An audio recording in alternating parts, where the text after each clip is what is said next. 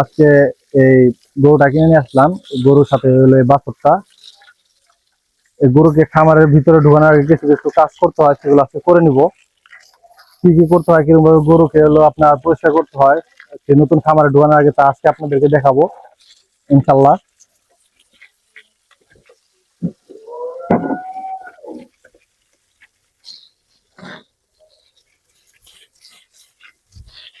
সর্বপ্রথম গরুকে আপনার গোসল করে নিতেছে। আপনার হচ্ছে পটাশ পানিতে সুন্দরভাবে ধুয়ে নেবো। এটা হচ্ছে পটাশ, হয়তো অনেকে চিনেন আবার অনেকে চিনেন না। এই পটাশ পানি দিয়ে গরুকে আপনার আগে জীবাণুমুক্ত করে নিব, যেহেতু এটা আরেক খামারের গরু ছিল। এখন জানা তো নাই ওই খামারের কি সমস্যা আছে না আছে, এর জন্য আমরা সুন্দরভাবে পটাশ পানি দিয়ে আগে ভালোভাবে গরুটাকে ধুয়ে নেবো। পটাশ পানি দিয়ে ধুয়ে নেবো, এরপর হচ্ছে স্যাভলন পানি দিব।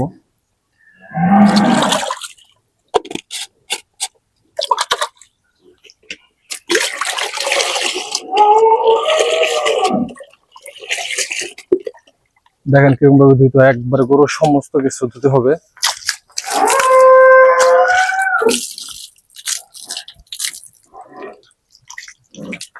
এমনি হ্যাঁ, তাহলে পিছিয়ে গেমি যা।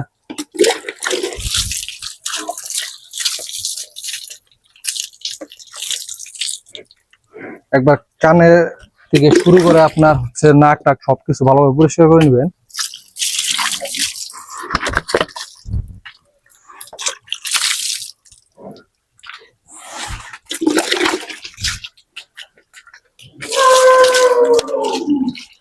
পায়ের খুর পর্যন্ত হচ্ছে পরিষ্কার করে নেবেন।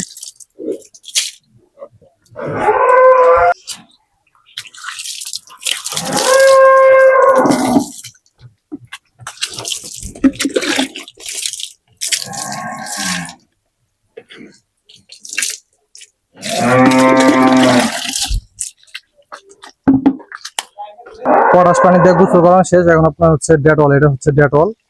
আপনার এক বালতিতে 2 মুখের মতো হচ্ছে ডেটল নিয়ে এসে আমি সম্পূর্ণ গরুকে হচ্ছে ধুয়ে দিতে হয়। এতে করে হচ্ছে আপনার গরুর যদি ভিতরে কোনো প্রকার যদি জীবাণু থাকে, আল্লাহর রহমত সেগুলো ধ্বংস হয়ে যাবে।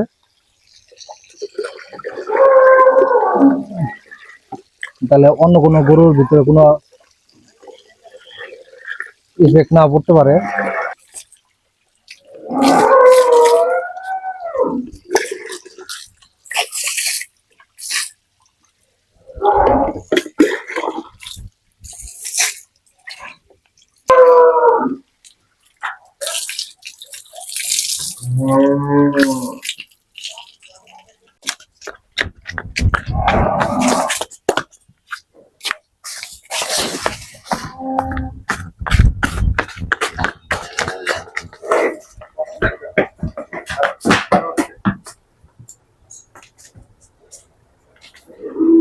এই দূরে দর্শক কোনটা কি করবি কি পেশায় ধরা যায়। ও আল্লাহ দেখ মোবাইলটা একবারে শেষ। মোবাইলে ঢুকছিস কি তুই?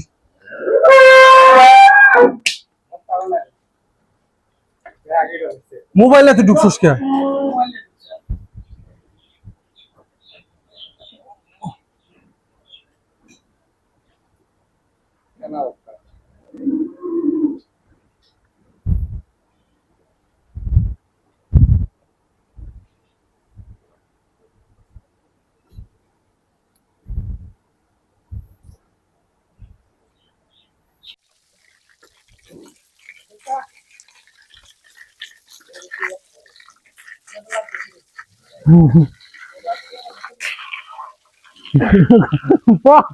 খাদ্য ভাঙ্গাইছিস, গড়ি করছিস, আবার হয় বুঝেছি। সিবি হয়ে গেলে 2000 কে 10,000 দিয়ে ঠিক করা হবে না। মাথার বোর্ড ভেঙে গেলি, মাথার বোর্ড ভেঙে গেলি তোনারি করা হবে না, ওটা তুই আও।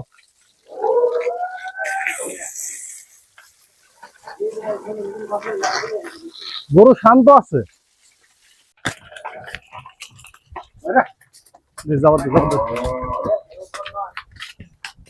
রাস্তা বল রে পিছলা পিছলা।